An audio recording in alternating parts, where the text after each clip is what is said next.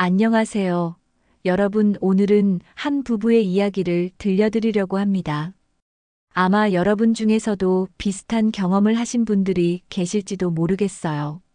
서울 외곽의 한 신혼 아파트 단지에는 결혼 3년 차를 맞이한 부부가 살고 있었습니다. 민수는 35살로 IT 스타트업에서 일하고 있었고, 소연은 32살로 은행에서 근무하는 평범한 맞벌이 부부였죠. 아직 아이는 없었고, 둘 다 각자의 일에 바쁜 나날을 보내고 있었습니다. 민수는 회사에서 주요 프로젝트를 담당하고 있어서 주말에도 노트북을 펼쳐놓고 일하는 날이 많았어요. 소연 역시 은행 업무 특성상 월말이면 야근이 잦았고, 주중에는 늘 피곤한 얼굴로 집에 돌아오곤 했습니다. 이른 아침 알람 소리와 함께 하루가 시작되면 민수는 간단히 씻고 출근 준비를 했고, 소연은 조금 더 일찍 일어나 화장을 하며 하루를 준비했죠. 둘은 아침 식사도 제대로 챙기지 못하고 각자 커피 한 잔으로 하루를 시작하는 게 일상이었습니다. 저녁 시간에도 민수가 회식이 있거나 소연이 친구들과 저녁 약속이 있으면 서로 얼굴 보기가 어려운 날들이 이어졌어요. 주중 내내 바쁘게 살다 보니 주말이 되어서야 겨우 부부다운 시간을 보낼 수 있었죠. 하지만 주말마저도 둘만의 시간을 갖기는 쉽지 않았습니다. 민수는 밀린 업무를 처리하느라 거실 소파에 앉아 노트북을 두드렸고, 소연은 친구들과의 개모임이나 대학 동창 모임에 나가곤 했어요. 사실 요즘 들어 소연이 친구들과 만나는 횟수가 부쩍 늘어난 것 같았지만, 민수는 아내가 스트레스를 풀 수 있는 시간이 필요하다고 생각했습니다. 자신도 바쁘고 피곤한데 아내에게까지 집에만 있으라고 할 수는 없다고 여겼죠. 겉으로 보기엔 안정적이고 평범한 부부 관계였습니다.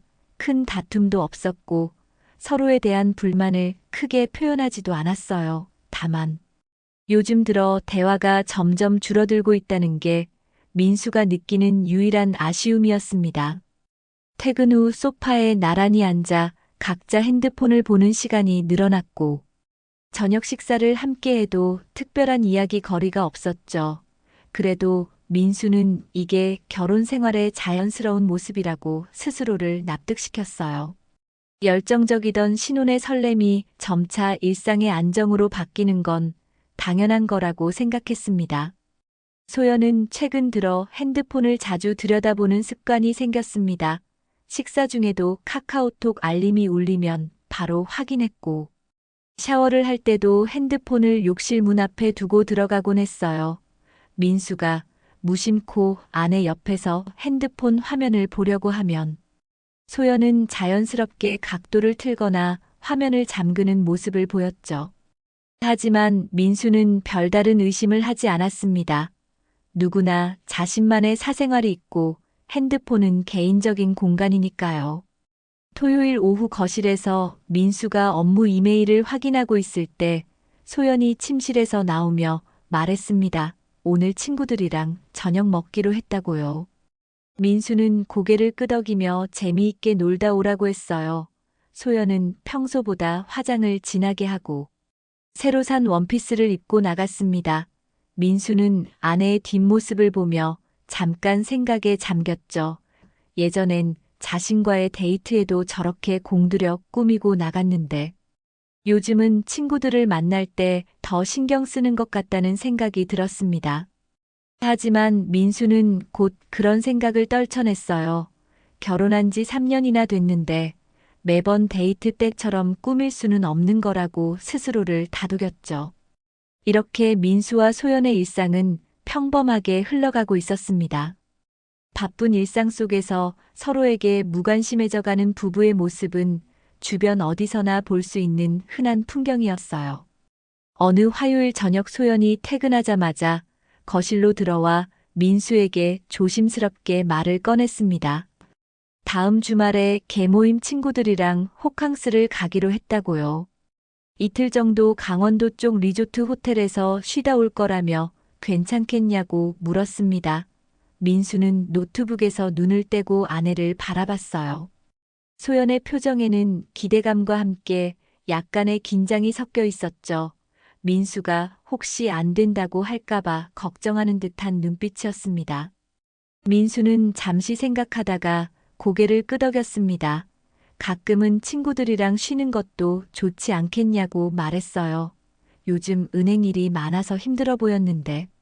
제대로 쉬다 오라고 덧붙였습니다. 소연의 얼굴이 환해졌어요. 고마워 당신도 그동안 푹 쉬고 맛있는 거 시켜 먹고. 그러라며 민수의 어깨를 두드렸습니다. 민수는 씁쓸한 미소를 지으며 혼자 치킨이나 시켜 먹으면서 밀린 드라마나 봐야겠다고 농담처럼 말했죠. 소연은 그래. 내가 없을 때 실컷 게임도 하고 맥주도 마시라며 웃었습니다. 그 주 내내 소연은 평소보다 기분이 좋아 보였습니다. 출근할 때도 콧노래를 흥얼거렸고 퇴근 후에도 쇼핑몰 앱을 열어 수영복이며 원피스를 고르는 모습이 보였어요. 침실에서 옷장을 열고 이것저것 꺼내보며 뭘 가져갈지 고민하는 시간도 길어졌습니다. 민수는 아내가 이렇게 즐거워하는 모습이 오랜만이라고 생각했어요. 결혼 후로 둘 다 일에 치여 살다 보니 이런 여유로운 모습을 보기가 쉽지 않았거든요. 소연이 거울 앞에서 새로 산 원피스를 입어보며 이게 나은지 저게 나은지 혼자 중얼거리는 모습을 보며 민수는 괜히 흐뭇한 기분이 들었습니다. 목요일 저녁에는 소연이 화장품 가게에 들렀다 왔다며 쇼핑백을 들고 들어왔어요. 새로운 선크림이랑 수분 크림을 샀다며 신이 나서 보여줬습니다. 호텔 수영장에서 사진 찍을 건데 피부 관리 제대로 해야 한다며 웃었죠. 민수는 그래 예쁘게 찍어서 많이 보여달라고 말했습니다. 소연은 그럼 당연하지 인스타그램에 실시간으로 올릴 거라고 대답했어요. 금요일 오전 소연은 큰 캐리어를 끌고 집을 나섰습니다. 친구들이 차를 가져온다며 약속 장소에서 만나기로 했다고 했어요. 민수는 현관까지 나와 아내를 배웅했습니다. 재미있게 놀다 오라는 말과 함께 운전 조심하라고 당부했죠. 혹시 뭐 필요한 거 있으면 전화하라는 말도 덧붙였습니다. 소연은 밝게 웃으며 손을 흔들고는 엘리베이터를 탔습니다. 민수는 문을 닫고 텅 빈 집안을 둘러봤어요. 이틀 동안 혼자라는 생각에 묘하게 허전한 기분이 들었습니다. 그날 저녁 민수는 집에서 배달 치킨을 시켜 먹으며 TV를 켰습니다. 밀린 예능 프로그램을 보다가 무심코 핸드폰을 집어들었어요. 소연의 인스타그램을 확인해 보니 벌써 몇 장의 사진이 올라와 있었습니다. 호텔 로비의 화려한 샹들리에 앞에서 찍은 친구들과의 단체 사진이었어요. 모두들 환하게 웃고 있었고 캡션에는 드디어 왔다 힐링 타임이라는 문구가 적혀 있었습니다. 사진 속에는 5명의 여자들이 보였고 모두 평상복 차림으로 여행 가방을 끌고 있었어요. 민수는 사진 속 친구들의 얼굴을 하나하나 확인했습니다. 결혼식 때 봤던 얼굴들이 몇 명 보였어요. 다들 행복해 보이는 모습에 민수도 괜히 기분이 좋아졌죠. 아내가 저렇게 즐거워하는 모습을 보니 보내주기를 잘했다는 생각이 들었습니다. 댓글에는 친구들의 부러워하는 말들이 줄줄이 달려 있었어요. 토요일 오후에도 소연의 인스타그램은 계속 업데이트됐습니다. 호텔 룸서비스로 주문한 스테이크와 파스타 사진, 실내 수영장에서 찍은 수영복 인증샷. 그리고 저녁에는 샴페인 잔을 들고 있는 사진까지요. 사진마다 좋아요와 댓글이 수십 개씩 달렸습니다. 부럽다. 나도 가고 싶다. 힐링 제대로 한 해 같은 친구들의 댓글이 이어졌어요. 민수는 침대에 누워 아내의 사진들을 보며 미소를 지었습니다. 오랜만에 제대로 쉬는 것 같아 다행이라고 생각했죠. 내일이면 아내가 돌아올 거라는 생각에 마음이 편안했습니다. 일요일 오후 소연이 집에 돌아왔습니다. 민수는 현관에서 아내를 맞이했어요. 소연은 피곤한 듯 보였지만 얼굴에는 만족스러운 미소가 걸려 있었습니다. 정말 좋았어. 오랜만에 제대로 쉰 것 같다며 가방을 내려놓았어요. 민수는 그래 잘 쉬었으면 됐다며 짐을 들어주었습니다. 소연은 샤워부터 하고 올게라며 욕실로 들어갔죠. 저녁 식사를 함께하며 소연은 호텔 이야기를 이것저것 들려줬습니다. 수영장이 정말 좋았다는 것, 룸서비스 음식이 맛있었다는 것, 친구들이랑 밤새 수다 떨었다는 이야기들이었어요. 민수는 고개를 끄덕이며 들었습니다. 뭔가 평소보다 말이 많은 것 같았지만 즐거웠으니까 그런 거겠지 하고 생각했죠. 월요일 저녁 퇴근 후 민수는 소파에 누워 핸드폰을 보고 있었습니다. 무심코 소연의 인스타그램에 들어갔어요. 주말에 올린 사진들을 다시 천천히 보기 시작했습니다. 호텔 로비 사진, 수영장 사진, 그리고 룸서비스 음식 사진들이 차례로 나타났죠. 사진 하나하나를 넘기다가 욕실에서 찍은 사진에서 민수의 손가락이 멈췄습니다. 사진은 소연이 욕실 거울 앞에서 셀카를 찍은 것이었어요. 하얀 목욕 가운을 입고 환하게 웃고 있는 모습이었습니다. 힐링 중이라는 캡션과 함께 올라온 사진이었죠. 민수는 처음엔 아무 생각 없이 지나쳤다가 뭔가 이상한 느낌이 들어 다시 사진을 확대해 봤습니다. 거울 속을 자세히 들여다보니 뒤쪽으로 호텔 침대가 보였고 그 옆으로 뭔가 흐릿하게 보이는 게 있었어요. 민수는 화면을 더 크게 확대했습니다. 심장이 두근거리기 시작했어요. 거울에 반사된 침대 옆 테이블 위에 남자의 팔이 보였습니다. 그것도 시계를 찬 팔이었죠. 민수는 눈을 비비고 다시 확인했습니다. 분명히 남자의 팔과 손목 시계가 보였어요. 게다가 바닥을 자세히 보니 여성용 슬리퍼 옆에 남성용 슬리퍼 한 켤레가 놓여 있었습니다. 민수의 입이 바짝 말랐습니다. 손이 떨리기 시작했어요.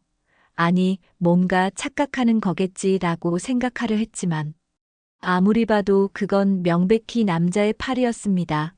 민수는 다른 사진들도 다시 하나씩 확대해서 보기 시작했어요. 수영장 사진에서는 멀리 뒤쪽으로 남자의 뒷모습이 희미하게 보였습니다. 샴페인 사진에서는 테이블 건너편에 또 다른 잔이 하나 더 놓여 있었죠. 민수는 소파에서 벌떡 일어났습니다. 침실로 들어가니 소연은 이미 잠들어 있었어요. 민수는 조심스럽게 거실로 나와 다시 핸드폰을 켰습니다.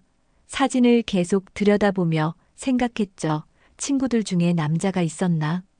아니면 호텔 직원일까 하지만 아무리 생각해도 이상했습니다. 다음 날 아침 출근 준비를 하며 민수는 소연에게 조심스럽게 물었습니다.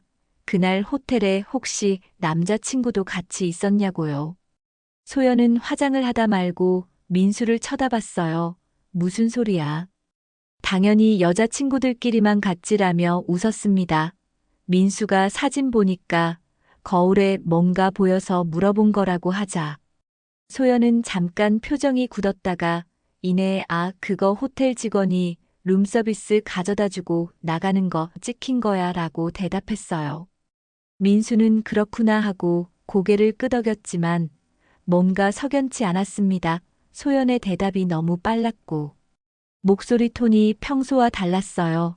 민수는 출근길 지하철에서도 계속 그 사진을 들여다봤습니다. 확대하고 또 확대하며 세세한 부분까지 살폈죠. 시계는 고급 브랜드처럼 보였고 팔의 각도로 봐선 침대에 앉아있는 사람의 팔 같았습니다. 룸서비스를 가져다주는 직원의 팔이라고 하기엔 위치가 이상했어요. 회사에 도착해서도 민수는 일에 집중할 수가 없었습니다. 자꾸만 그 사진이 머릿속에 맴돌았어요. 점심시간에 혼자 밥을 먹으며 또 핸드폰을 꺼내 들었습니다. 사진 속 디테일들을 하나하나 분석하기 시작했죠. 남성용 슬리퍼 침대 시트에 구겨진 모양 테이블 위에 2개의 잔, 모든 게 의심스러웠습니다.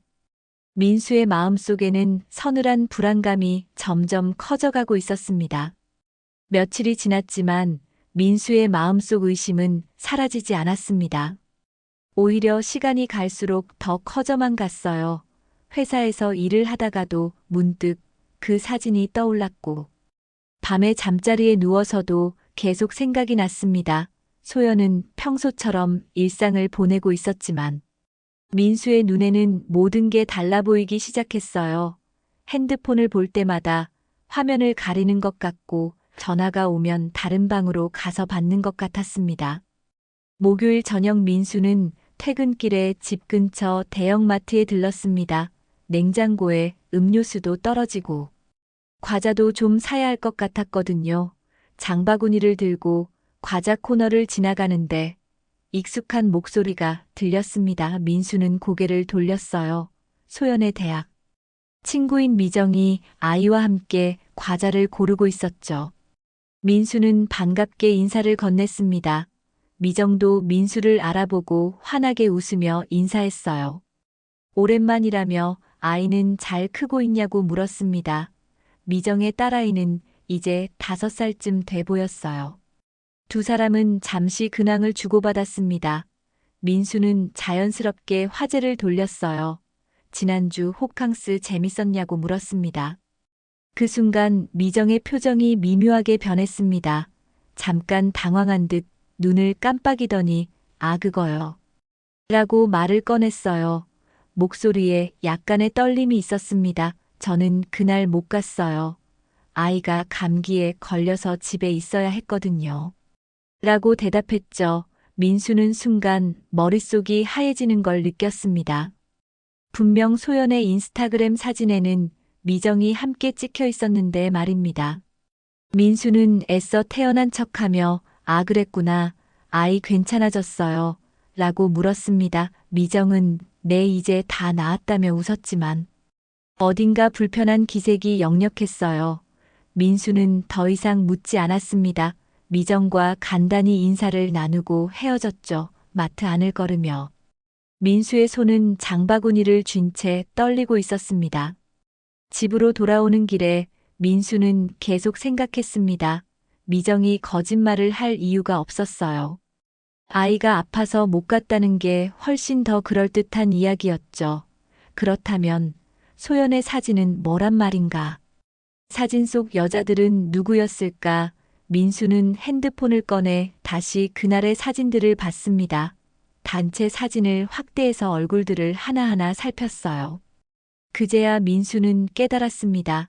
사진 속 여자 중 한 명은 확실히 미정이 맞았지만 자세히 보니 각도가 이상했어요. 마치 예전에 찍어둔 사진을 합성한 것처럼 보였습니다. 아니, 혹시 예전 사진을 다시 올린 건가 싶어 사진 업로드 날짜를 확인했지만 분명 지난주 금요일이 맞았어요. 민수는 점점 더 혼란스러워졌습니다. 집에 도착해 현관문을 열고 들어가니 소연이 거실에서 TV를 보고 있었습니다. 민수를 보고 왔어 라며 웃었지만 민수는 제대로 대답할 수가 없었어요. 욕실로 들어가 찬물로 세수를 했습니다. 거울 속 자신의 얼굴을 바라보며 깊은 한숨을 내쉬었죠. 이제 더 이상 우연이나 착각으로 치부할 수 없었습니다. 뭔가 잘못됐다는 확신이 들었어요. 저녁 식사 시간 민수는 소연의 얼굴을 유심히 관찰했습니다. 평소처럼 밥을 먹으며 회사 이야기를 하는 소연의 모습에서 이상한 점을 찾으려 애썼어요. 하지만 소연은 너무나 자연스러웠습니다. 오히려 민수가 말이 없자 무슨 일 있냐고 물어올 정도였죠. 민수는 아니 그냥 회사 일 때문에 좀 피곤해서 하고 둘러댔습니다.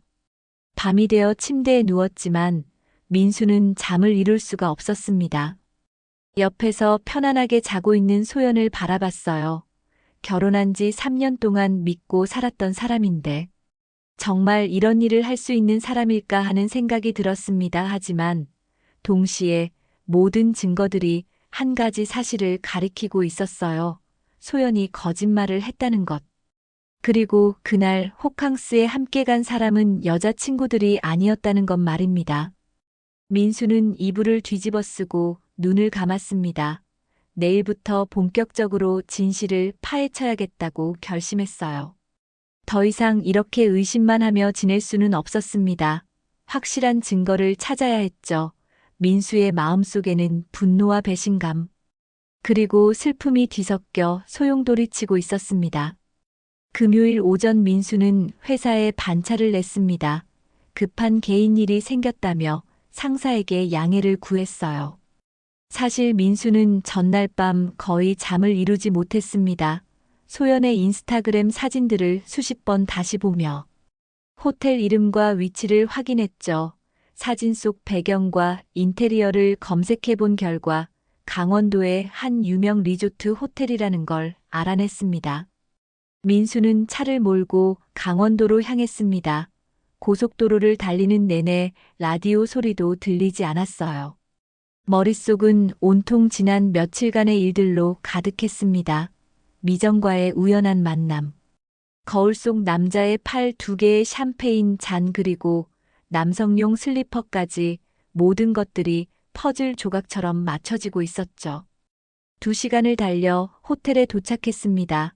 화려한 외관의 호텔은 사진에서 본 것과 똑같았어요. 민수는 주차장에 차를 세우고 한참을 앉아 있었습니다. 손이 떨리고 심장이 빠르게 뛰었죠. 이제 들어가면 진실을 마주하게 될 거라는 생각에 두려움이 밀려왔습니다. 하지만 민수는 차에서 내렸어요. 더 이상 모른 척하고 살 수는 없었습니다. 호텔 로비로 들어서자 프런트 직원이 밝은 미소로 맞이했습니다. 민수는 최대한 침착하게 말을 꺼냈어요. 지난주 금요일에 제 아내가 여기 투숙했는데 혹시 예약 기록을 확인할 수 있겠냐고 물었습니다. 직원은 잠시 난처한 표정을 지었죠. 개인정보라 함부로 알려드릴 수 없다며 정중하게 거절했습니다. 민수는 예상했다는 듯 지갑에서 신분증을 꺼냈어요. 제 아내 이름으로 예약되어 있을 텐데 확인만 해주시면 된다고 말했습니다. 그러면서 소연의 인스타그램 사진을 보여주며 여기서 찍은 사진이 맞지 않냐고 물었죠. 직원은 잠시 고민하다가 매니저를 불러왔습니다. 민수는 매니저에게 상황을 다시 설명했어요. 아내가 불륜을 저지른 것 같아 확인하러 왔다고 솔직하게 털어놓았습니다. 매니저는 민수의 절박한 표정을 보고는 한숨을 쉬었습니다. 잠시만 기다려 달라며 사무실로 들어갔어요. 10분쯤 지났을까? 매니저가 나와 조용히 말했습니다. 지난주 금요일 예약 명단에 소연이라는 이름이 있긴 한데 체크인한 사람의 신분증은 다른 분이었다고 했죠. 남성분이었다며 이름을 알려줬습니다. 박재훈이었어요. 민수는 그 이름을 듣는 순간 온몸에 소름이 돋았습니다. 박재훈은 소연이 근무하는 은행 본점의 차장이었어요. 민수도 몇 번 은행 행사에서 본 적이 있는 사람이었습니다. 40 가까운 나이에 키가 크고 말을 잘하는 사람이라고 소연이 몇 번 언급한 적도 있었죠. 그때는 그저 직장 선배 정도로만 생각했는데 설마 이런 관계였을 줄이야 상상도 못했습니다. 민수는 매니저에게 혹시 CCTV 영상을 볼 수 있겠냐고 물었습니다. 매니저는 난처해하며 그건 경찰 요청이 있어야 가능하다고 했어요. 하지만 체크인 당시 프런트 직원이 기억하는 걸 말해줄 수는 있다며 그날 남녀 커플로 보이는 2사람이 함께 왔다고 전해줬습니다. 여자분이 선글라스를 끼고 있었고 2사람은 친밀해 보였다고 했죠. 민수는 매니저에게 고맙다는 인사를 하고 로비를 나왔습니다. 호텔 정원 벤치에 주저앉았어요. 하늘을 올려다보니 구름 한 점 없이 맑았습니다. 이렇게 화창한 날씨가 무색하게 민수의 마음은 절망으로 가득 찼죠. 결혼 3년 동안 믿었던 사람이 자신을 배신했다는 사실이 실감나지 않았습니다. 민수는 핸드폰을 꺼내 박재훈을 검색했습니다. 은행 홈페이지에 임직원 소개란이 있었어요. 박재훈의 사진이 나왔습니다. 민수는 그 사진을 확대해서 손목을 봤죠. 사진에서도 고급 시계를 차고 있는 게 보였습니다. 소연의 인스타그램. 사진 속 거울에 비친 그 시계와 같은 브랜드였어요. 모든 퍼즐이 완벽하게 맞아떨어지는 순간이었습니다. 민수는 벤치에서 한참을 앉아 있었습니다. 지나가는 사람들은 행복해 보이는 커플들과 가족들이었어요. 이곳에 휴가를 온 사람들은 모두 즐거운 시간을 보내고 있었죠. 하지만 민수에게 이곳은 아내의 배신을 확인한 악몽 같은 장소가 되어버렸습니다. 민수는 천천히 일어나 주차장으로 걸어갔어요. 이제 돌아가서 소연과 마주해야 했습니다. 더 이상 피할 수 없는 대면이 기다리고 있었죠. 민수는 호텔에서 서울로 돌아오는 내내 아무 생각도 할 수 없었습니다. 고속도로를 달리는 차 안은 너무나 조용했어요. 라디오를 켜봤지만 무슨 노래가 나오는지, 무슨 이야기를 하는지 귀에 들어오지 않았죠. 머릿속에는 온통 소연과 박재훈의 모습만 떠올랐습니다. 둘이 함께 호텔에 체크인하는 모습, 나란히 엘리베이터를 타고 올라가는 모습, 그리고 그 방 안에서 벌어졌을 일들이 상상되며 민수는 분노로 온몸이 떨렸어요. 하지만 민수는 애써 침착함을 유지하려 노력했습니다. 지금 당장 집에 가서 소연을 추궁할 수도 있었지만 그건 현명한 방법이 아니었죠. 감정적으로 대응하면 소연이 발뺌할 구실을 줄 수도 있었습니다. 민수는 확실한 증거를 손에 쥐고 냉정하게 대면해야 한다고 마음먹었어요. 그래야 소연이 거짓말로 빠져나갈 틈이 없을 테니까요. 집 근처에 도착했을 때는 이미 저녁 6시가 넘어 있었습니다. 민수는 차 안에서 한참을 앉아 생각했어요. 어떻게 해야 할까? 어떤 방법이 가장 좋을까 고민하다가 한 가지 계획이 떠올랐습니다. 오늘 저녁 소연과 함께 외식을 하는 거였죠.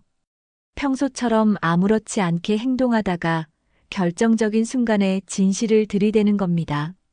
민수는 심호흡을 하고 차에서 내렸습니다. 엘리베이터를 타고 올라가며 거울에 비친 자신의 얼굴을 봤어요. 창백하고 지친 얼굴이었지만 최대한 평온한 표정을 지으려 애썼습니다. 현관문을 열고 들어서니 소연이 거실 소파에 앉아 TV를 보고 있었어요. 민수를 보더니 왔어. 오늘 일찍 들어왔네 라며 웃었습니다. 민수는 억지로 미소를 지으며 응, 오늘 일이 일찍 끝나서 라고 대답했습니다. 그리고는 현관에 가방을 내려놓으며 오늘 저녁 우리 외식할까? 라고 제안했어요. 소연은 의외라는 표정을 지었습니다. 갑자기 왜라고 물으며 고개를 갸우뚱했죠. 민수는 그냥 오랜만에 둘이 좀 제대로 된 식사하고 싶어서 라며 자연스럽게 말했습니다. 소연은 잠시 생각하더니 좋아, 그럼 내가 화장 좀 고치고 올게라며 침실로 들어갔어요. 민수는 거실에 혼자 남아 소파에 앉았습니다. 손이 떨렸지만 꾹 참았죠. 오늘 밤 모든 게 끝날 거라는 생각에 심장이 빠르게 뛰었습니다. 민수는 핸드폰을 꺼내 소연의 인스타그램 사진을 다시 한번 확인했어요. 그리고 박재훈의 사진도 저장해뒀습니다.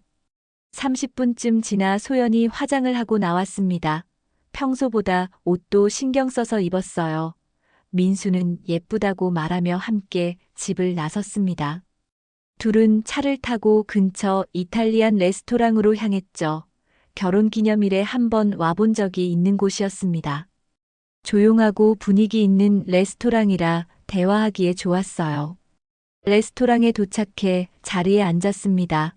웨이터가 메뉴판을 건네주며 음료를 추천했어요. 소연은 화이트 와인을 주문했고 민수는 생수를 시켰습니다. 오늘은 술을 마시면 안 됐어요. 정신을 또렷하게 유지해야 했으니까요. 음식을 주문하고 기다리는 동안 소연은 회사 이야기를 꺼냈습니다. 요즘 업무가 많아서 힘들다는 이야기였죠. 민수는 고개를 끄덕이며 들었습니다. 겉으로는 평온해 보였지만 속으로는 분노가 치밀어 올랐어요. 저 사람이 어떻게 이렇게 태어날 수 있을까? 거짓말을 하면서도 저렇게 자연스럽게 웃을 수 있다니 믿을 수가 없었습니다. 음식이 나오고 둘은 식사를 시작했어요. 소연은 파스타를 먹으며 맛있다며 민수에게도 한 입 먹어보라고 권했습니다. 민수는 포크를 내려놓고 천천히 핸드폰을 꺼냈습니다. 소연이 민수를 쳐다봤어요. 왜 핸드폰을 꺼내냐는 표정이었죠. 민수는 아무 말 없이 소연의 인스타그램 사진을 열었습니다.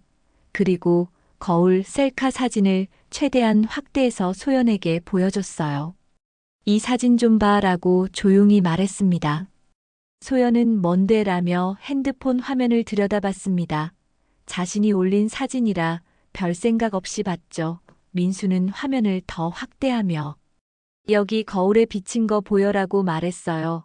소연의 표정이 조금씩 굳어지기 시작했습니다.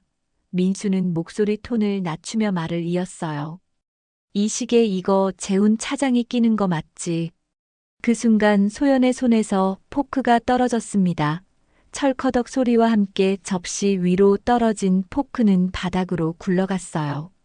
소연의 얼굴이 순식간에 창백해졌습니다. 입술이 파르르 떨리며 말이 나오지 않았죠. 민수는 소연의 눈을 똑바로 쳐다봤습니다. 그리고 낮고 차가운 목소리로 다시 물었어요. 대답 안 할 거야. 레스토랑 안은 갑자기 조용해졌습니다. 주변 테이블의 대화 소리도 음악 소리도 들리지 않았어요. 소연은 떨리는 손으로 물잔을 집으려다 다시 내려놓았습니다. 민수야, 이건 라며 말을 시작하려 했지만 목소리가 제대로 나오지 않았죠. 민수는 가만히 소연을 바라봤습니다. 차갑고 단단한 눈빛이었어요. 소연은 고개를 숙였습니다. 한참의 침묵 끝에 작은 목소리로 미안해라고 말했어요. 민수는 비웃듯 코웃음을 쳤습니다. 미안하다고 그게 다야라며 목소리를 높였죠.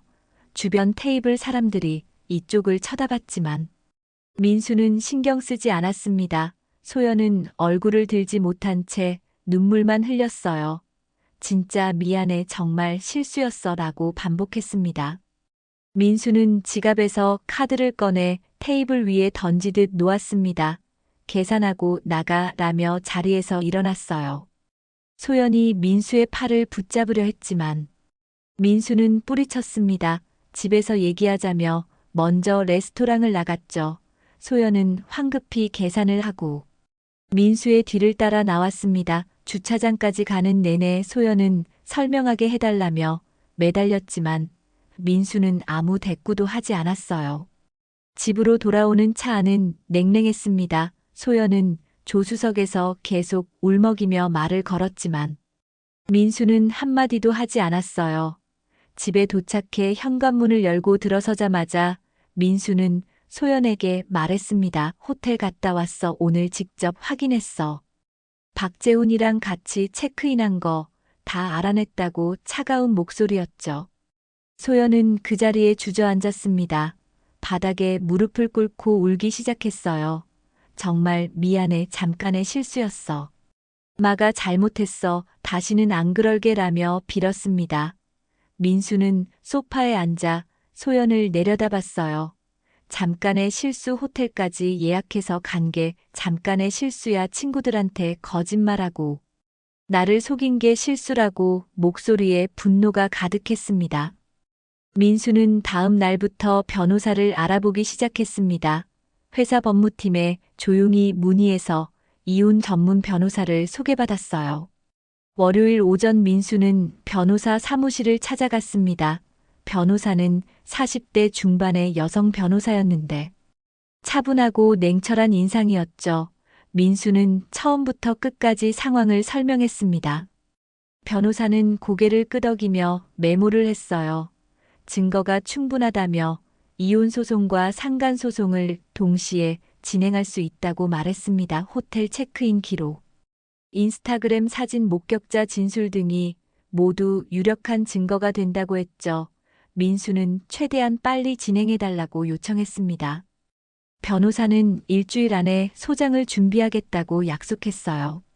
그 주 내내 민수는 증거를 모았습니다. 소연의 인스타그램 사진들을 모두 캡처했고 호텔 측에 공식적으로 체크인 기록을 요청했어요. 미정에게도 연락해서 그날 정말 함께 가지 않았는지 확인했습니다. 미정은 난처해하면서도 사실대로 말해줬죠. 자신은 그날 가지 않았고 소연이 자기 이름을 빌려 쓴 것 같다고 했습니다. 민수는 소연의 카드 사용 내역도 확인했습니다. 공동 계좌 카드였기 때문에 조회가 가능했어요. 놀랍게도 최근 6개월간 박재훈과 만났을 것으로 추정되는 흔적이 여럿 보였습니다. 평일 저녁 강남의 고급 레스토랑, 주말 오후 호텔 라운지 등에서의 결제 내역이었죠. 회사 회식이라고 했던 날들도 실제로는 박재훈과의 만남이었던 겁니다. 2주가 지나 소장이 접수됐습니다. 소연은 법원에서 날아온 서류를 받아들고 넋이 나간 사람처럼 앉아 있었어요. 민수는 집을 나와 친구 집에서 지내기 시작했습니다. 더 이상 소연과 같은 공간에 있고 싶지 않았죠. 박재훈에게도 상간소송 서류가 전달됐습니다. 민수는 위자료로 1억 원을 청구했어요. 소문은 빠르게 퍼져나갔습니다. 소연이 근무하는 은행에도 이야기가 전해졌어요. 불륜 사실이 알려지자 소연은 직장에서 설 자리를 잃었습니다. 동료들의 시선이 차갑게 변했고 본점 전근 이야기도 자연스럽게 없던 일이 됐죠. 박재훈은 더 큰 타격을 받았습니다. 기혼자인 차장이 부하 직원과 불륜을 저질렀다는 사실이 인사팀에 보고됐어요. 은행 측은 신속하게 징계위원회를 열었습니다. 박재훈은 차장에서 대리로 강등됐고 지방 소재 지점으로 발령이 났어요. 사실상 좌천이었습니다. 박재훈의 아내도 이혼을 요구했고 그의 가정도 무너지기 시작했죠. 소연 역시 다른 지점으로 전출 조치를 받았습니다. 본점에서 멀리 떨어진 외곽 지점이었어요. 민수는 변호사를 통해 모든 절차를 진행했습니다. 직접 소연을 만나지 않았어요. 소연은 몇 번이나 민수에게 연락하려 했지만 민수는 전화도 받지 않았습니다. 변호사를 통해서만 대화하라고 통보했죠. 이혼 조정 기일이 잡혔고 법원에서 첫 만남이 이루어졌습니다. 법원 조정실은 차가운 분위기였습니다. 민수와 소연은 각자의 변호사와 함께 마주 앉았어요. 소연은 몰라보게 초췌해져 있었습니다. 눈 밑에는 다크서클이 깊게 패여 있었고 얼굴은 생기를 잃은 채 창백했죠. 민수는 소연을 똑바로 쳐다보지 않았습니다. 변호사만 바라보며 담담하게 자신의 입장을 전달했어요. 조정은 생각보다 빨리 끝났습니다. 소연 측에서 모든 사실을 인정했고 민수의 요구 조건을 대부분 수용했거든요. 재산 분할은 민수에게 유리하게 진행됐고 위자료도 민수가 청구한 금액 그대로 인정됐습니다. 소연은 고개를 숙인 채 서류에 서명했어요. 펜을 쥔 손이 떨리고 있었지만 민수는 그 모습을 외면했습니다. 이혼이 확정된 후 소연은 신혼집을 나와야 했습니다. 집은 민수 명의였고 재산 분할에서 민수가 갖기로 했거든요. 소연은 짐을 싸서 외곽의 작은 원룸으로 이사했어요. 결혼 전에 혼자 살던 것보다도 작은 공간이었습니다. 이삿짐을 풀며 소연은 멍하니 텅 빈 방을 둘러봤죠. 3년 전만 해도 행복한 신혼부부였는데 이제는 이렇게 혼자가 됐다는 게 믿기지 않았습니다. 직장 생활도 힘들었습니다. 외곽 지점으로 전출된 소연은 동료들의 차가운 시선을 견뎌야 했어요. 불륜 사실이 이미 다 알려진 상태였죠. 점심시간에도 혼자 먹었고 회식 자리에도 초대받지 못했습니다. 상사는 소연에게 중요한 업무를 맡기지 않았어요. 실수라도 하면 문제가 될까봐 꺼려하는 게 느껴졌습니다. 박재훈과도 연락이 끊겼습니다. 그 역시 강등되고 가정이 무너지면서 소연에게 연락할 여유가 없었던 거죠. 어쩌면 소연을 원망하고 있을지도 몰랐습니다. 둘의 관계는 결국 서로의 인생을 망친 재앙이 되어버렸어요. 그토록 달콤했던 만남들이 이제는 악몽처럼 느껴졌습니다. 어느 금요일 밤 소연은 원룸 바닥에 앉아 소주를 마시고 있었습니다. 텅 빈 방 안에는 소연 혼자뿐이었어요. 술을 마시다 문득 핸드폰을 집어들었습니다. 인스타그램을 열어 예전 게시물들을 하나씩 넘겨봤죠. 행복해 보이는 사진들이 줄지어 나타났습니다. 친구들과의 모임, 민수와의 데이트, 그리고 그날의 호캉스 사진들까지요. 소연은 거울 셀카 사진에서 손가락을 멈췄습니다. 화면을 확대해서 들여다봤어요.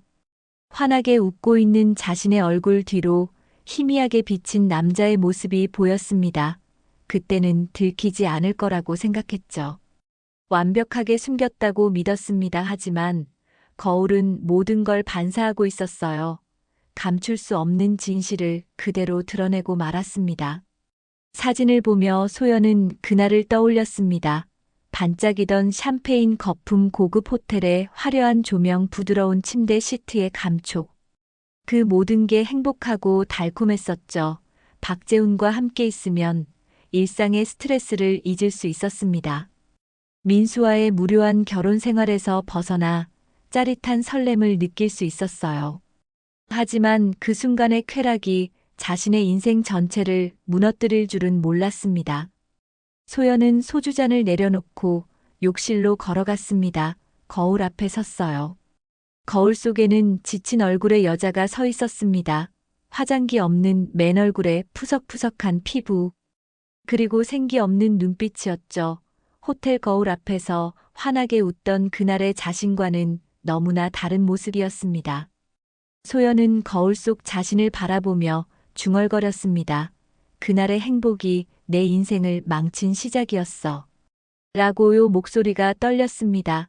민수를 배신한 것, 거짓말로 모든 걸 덮으려 했던 것, 그리고 들킬 리 없다고 자만했던 것, 모든 게 잘못이었습니다. 뒤돌릴 수 없는 강을 건너버렸고 이제는 돌아갈 길이 없었어요.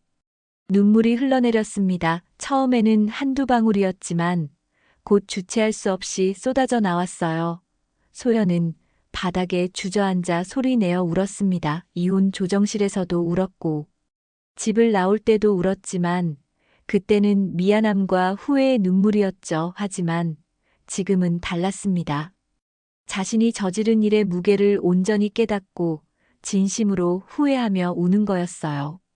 거울 속 자신을 보며 소연은 깨달았습니다. 감춰진 거짓은 언젠가 드러나게 되어 있고 그 대가는 상상했던 것보다 훨씬 크다는 거요. 한순간의 선택이 인생 전체를 바꿔놓을 수 있다는 것.